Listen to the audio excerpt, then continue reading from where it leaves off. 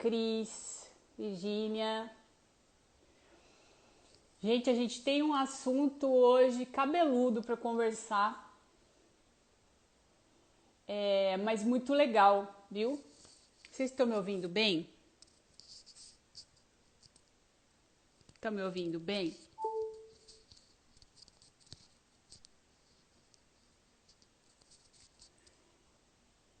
Samirinha, tô dando tempo, tá? Pra galera chegar. Não fiquei fazendo sopa hoje. Eu tô, professor Tarcísio, ele tá falando que eu tô de cabelo liso. Sabe por quê? Porque meu cabelo faz tempo que eu não corto, sabe? Ele é cacheado. E aí, quando eu... Olá, olá, olá. As pessoas confundindo amorosidade, ou até né? Tem esse distúrbio e nem sabe disso, né? Daqui a pouco eu volto, encaracolado, tá? Claudinha. Gente, ó, hoje a gente vai falar sobre um assunto muito interessante. Sobre narcisismo. Não é como eu digo sempre, né? O narcisismo. Obrigada, Diego. Ele falou que é meu fã. Que legal, que bom. Obrigada. Ele faz os cursos, muito legal. Obrigada, Yarinha. Não é um assunto que eu trago muito no meu canal, mas é um assunto que eu estudo há bastante tempo. E eu venho estudando há mais ou menos uns 4 ou 5 anos sobre este assunto, né? Psicologia e psiquiatria, que são coisas que eu gosto muito também, né? Tudo que fala da mente eu gosto. Especificamente esse assunto narcisismo é um assunto que ele tá muito na moda agora, né? E eu acho incrível que esteja na moda.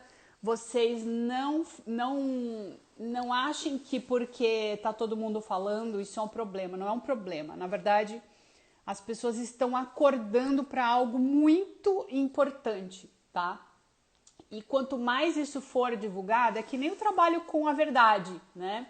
É que nem o trabalho que eu faço com o Curso em Milagres, por exemplo. Quanto mais isso for divulgado, melhor para as pessoas. Existem frequências, lugares da mente onde às vezes a gente entra, né? Que fica, você foi, Elzinha? Não sabia disso. Olha que coisa, a Elzinha falando, querida aluna amada, falando que ela foi casada com um narcisista. Isso, muita gente não sabe do que se trata isso, e é bom que a gente entenda, até porque quando a gente fala de espiritualidade, as pessoas confundem muito, né? O que é ter consciência, o que é ser consciente com o ser bonzinho, entendeu? Então nós vamos falar sobre o que é ser consciente, que é diferente de ser bonzinho, porque quando a pessoa entra nesse caminho de espiritualidade, ela acaba, principalmente se ela estiver no extremo oposto do narcisismo, que é a codependência, normalmente muitos casais se formam. Alexandre, querido, amado, meu amigo amado, meu ex-sócio de seleção do humor stand-up, saudade de você. Não tô falando de você não, menino. Quer dizer, não sei de que lado você tá dessa história aí, né? Então, tá na moda por causa da pandemia. Pois é, mas isso não é ruim, isso é muito bom. É importante que as pessoas entendam o que é esse transtorno de personalidade narcisista e aprendam a lidar com isso, né? E eu vou levar isso para onde interessa, tá? Que é a última instância, porque também a gente ficar só culpando as pessoas, isso não resolve, mas é importante a gente entender do que se trata isso, tá? O que é o transtorno de personalidade narcisista? Transtorno de personalidade narcisista é um transtorno, ele é catalogado, né, no catálogo mesmo, ele é catalogado dentro da psiquiatria, né, é um transtorno de personalidade. essa pessoa, ela tem um transtorno como é uma patologia, tá? A gente não tá falando aqui de pessoas que se acham bonitas demais, sabe? Não é algo tão simples assim, tá? Tem isso, mas é isso levado a um extremo, entende? É um extremo do ego. É quase é um passo antes da psicopatia, tá? É um distúrbio de personalidade, exatamente. E por que é importante a gente entender isso? Porque muita gente já se relacionou, ou até né, tem esse distúrbio e nem sabe disso, né? Eu já tive duas alunas, né? Eu não sei se eu tenho mais, porque também tem alunos que eu não converso tanto, né? Que ficam mais quietinhos nas aulas ao vivo, então eu não sei, mas eu tive duas alunas assim, declaradamente mesmo narcisistas. Tanto é que elas não aguentaram ficar no curso, né? E foi bem interessante observar o processo com elas e o quão claro vai ficando quando você estuda e entende, porque tem um jeito de se lidar, entendeu? O fato de você ser amoroso, se você não tiver iluminado, você não vai conseguir lidar com essa pessoa no amor, entendeu? Porque você não vai estar completamente dissociado desse lugar de consciência, tá? Que sabe com quem tá lidando. É a mesma coisa, por exemplo, eu tenho, por exemplo, um ex-professor meu, que para mim é um quase iluminado, que ele no meio de um assalto, ele virou pro assaltante e falou pro assaltante, eu amo você. E o assaltante estava com uma arma na cara dele, entendeu? Por que ele fez isso? Ele fez isso porque ele sabia onde estava a mente dele naquele lugar. E ele realmente confiava muito nisso, no que ele estava sentindo. A mesma coisa com um narcisista, tá? Ou até com uma psicopatia. Não adianta a gente ser fofinho se a gente realmente não tiver nesse lugar de sair completamente do mundo, porque a gente pode se ferrar, tá?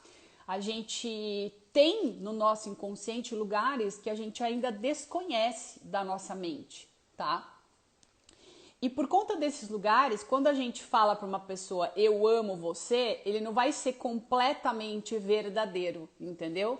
Então aquela atitude que você acha que vai ser amorosa acaba batendo naquela pessoa de um jeito que não vai ter o mesmo resultado. Então, por exemplo, se essa pessoa não tivesse na amorosidade total e falasse para um assaltante que está com uma arma apontada para ele, eu amo você, ele podia talvez levar um tiro, entendeu? Só que a confiança dele era total. Por isso que eu falo, como nós ainda não estamos neste lugar de confiança total, tá? É importante entender que a forma de se lidar com isso não é a mesma, tá?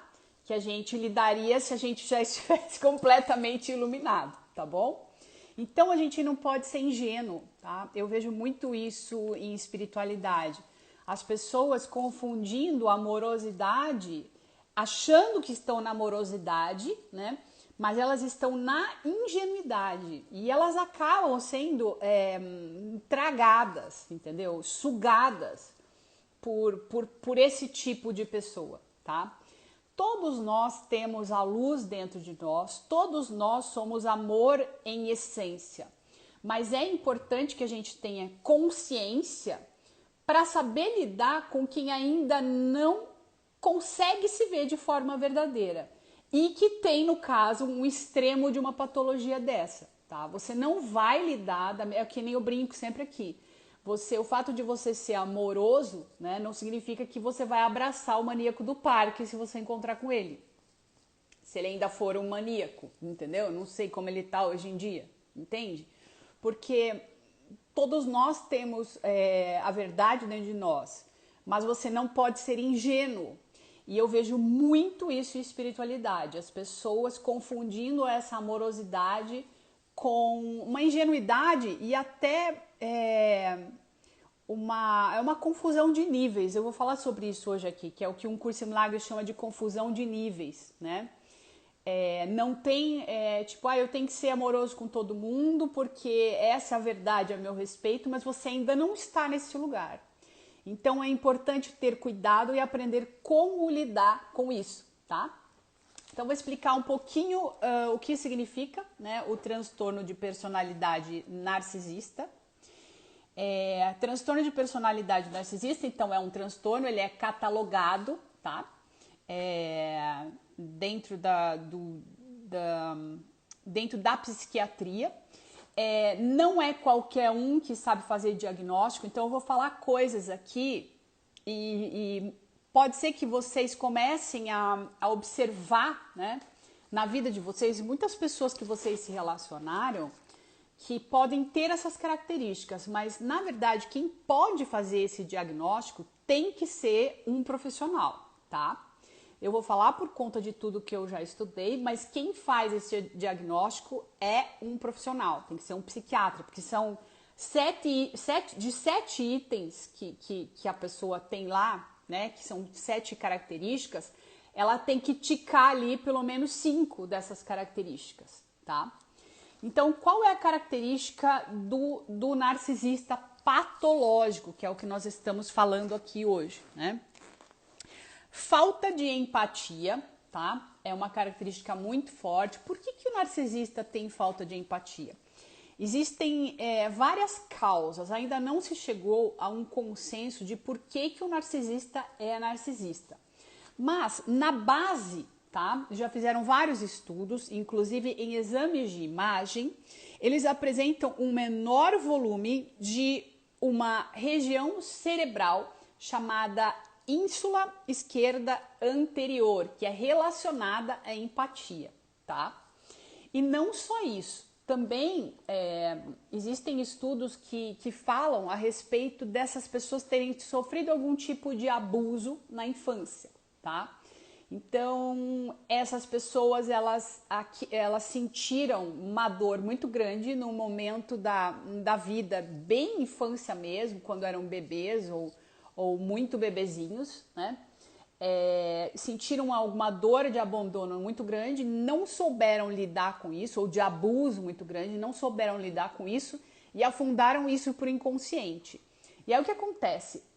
Quando elas crescem, elas passam a projetar, entendeu?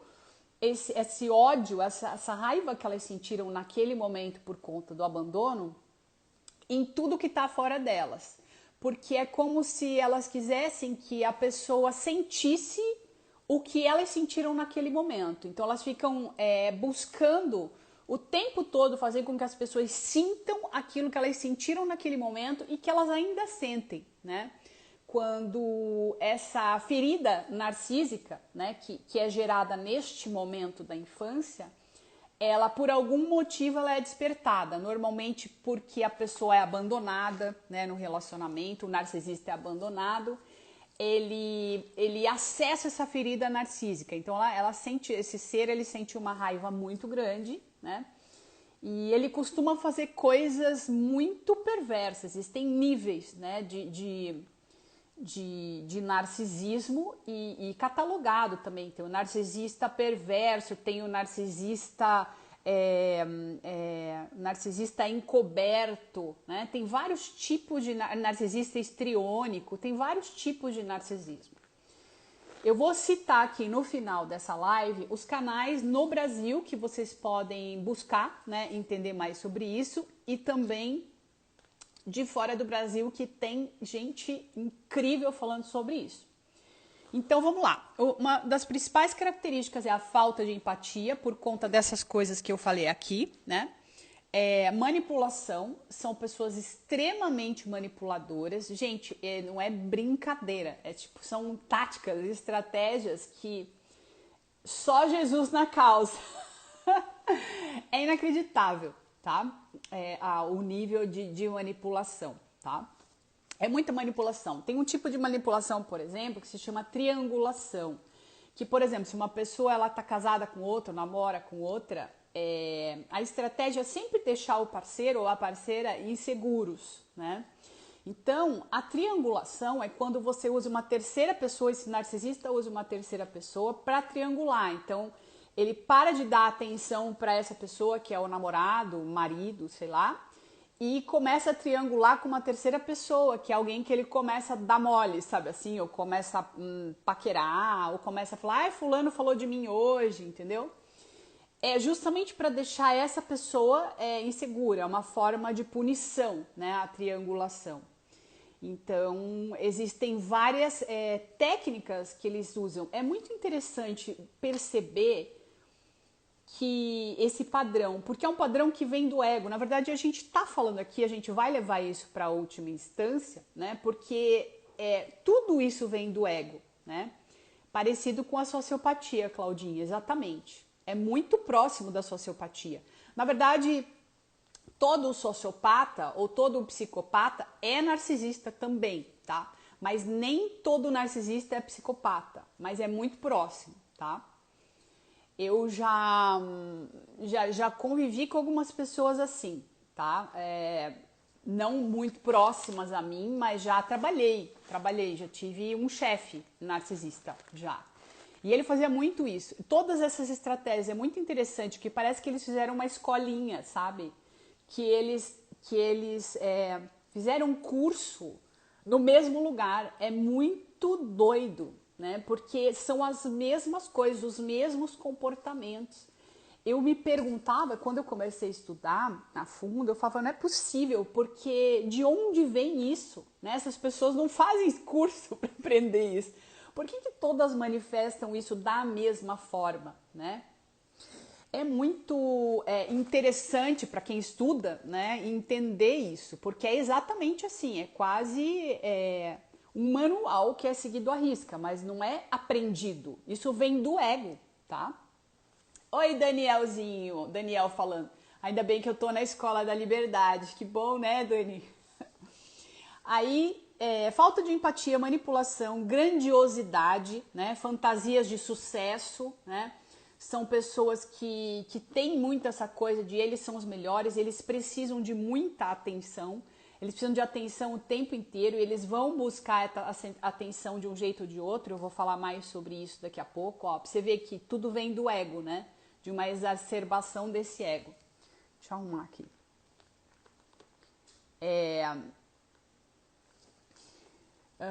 Exigem admiração excessiva, tá? Então, exigem admiração excessiva, são as características. Mentira compulsiva, tá? E aí vai do nível de psicopatia, tá bom? Depende do nível de psicopatia. Se a pessoa tem uma psicopatia, não, uma narcisismo, mas não é tão grave, ele mente, mas não é aquela coisa compulsiva. Porque o que acontece? Tem muitos... terapeutas e psiquiatras que falam que, inclusive, eu acho muito doido isso, o narcisista não tem selfie. Isso, psicólogos de plantão durmam com barulho desse, porque foi o que eu ouvi, achei muito doido. E por isso, para eles, é muito mais fácil fingir, ter várias personalidades, né?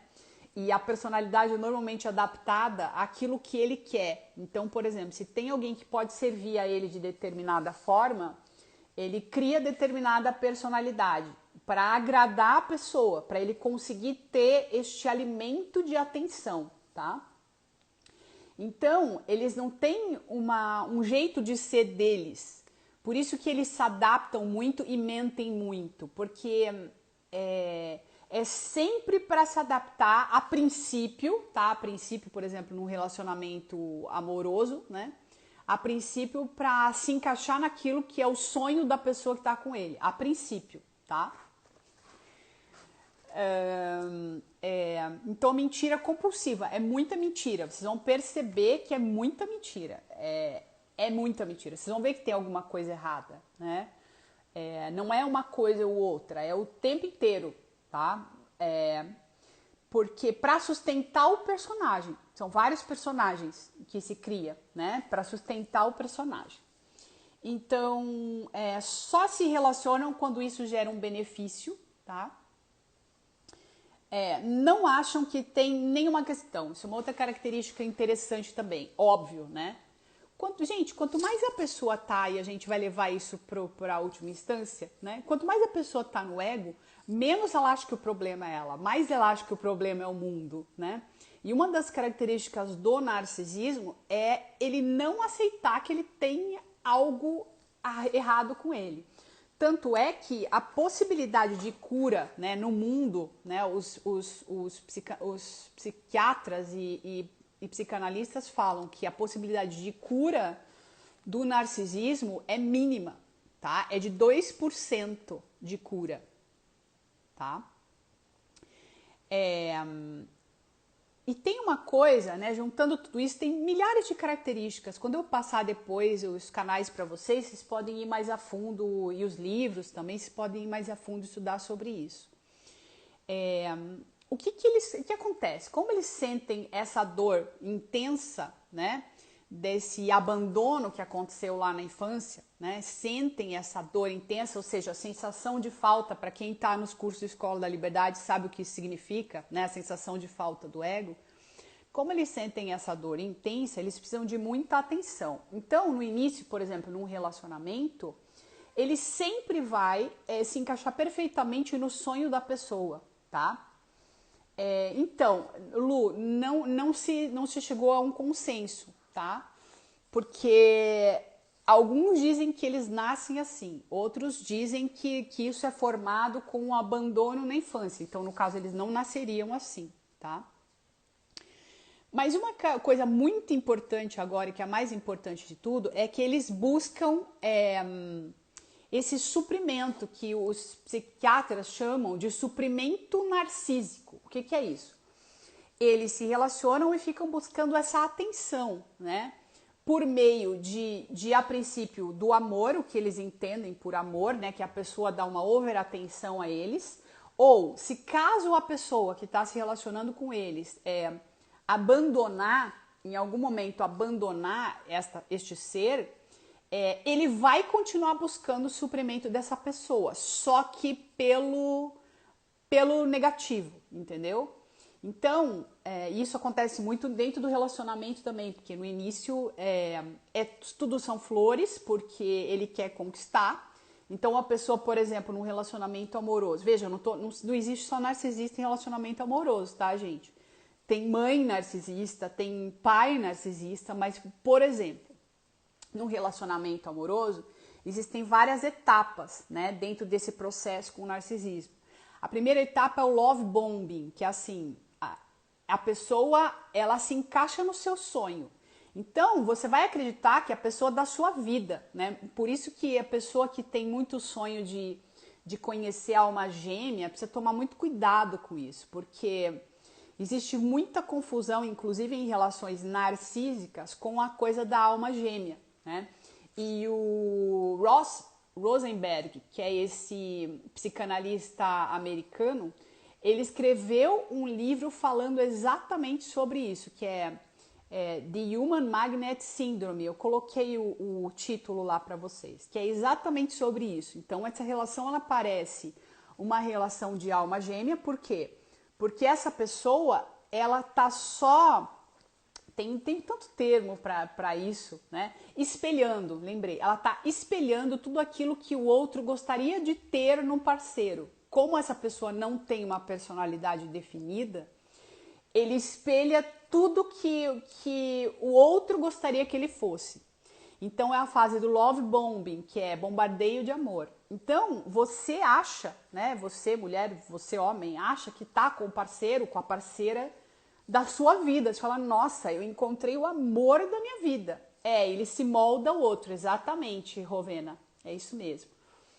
E a pessoa começa a enlouquecer, né, de amor. Mas, na verdade, ela também está projetando essa pessoa que foi fisgada, né? Então, este ser, ele começa a ser tudo que o outro quer que ele seja. Essa pessoa se apaixona perdidamente. E quando este ser começa a ficar... já vê que ganhou, que o outro está no papo, né? Já está apaixonado, aí começa uma fase que se chama desvalorização, né? Que aí ele começa realmente a fazer várias técnicas que eles usam, por exemplo, gaslighting, que eu vou falar aqui de cada uma delas, mas gaslighting, manipulação, mentira, triangulação. Aí começa a fase que começa o sofrimento no relacionamento.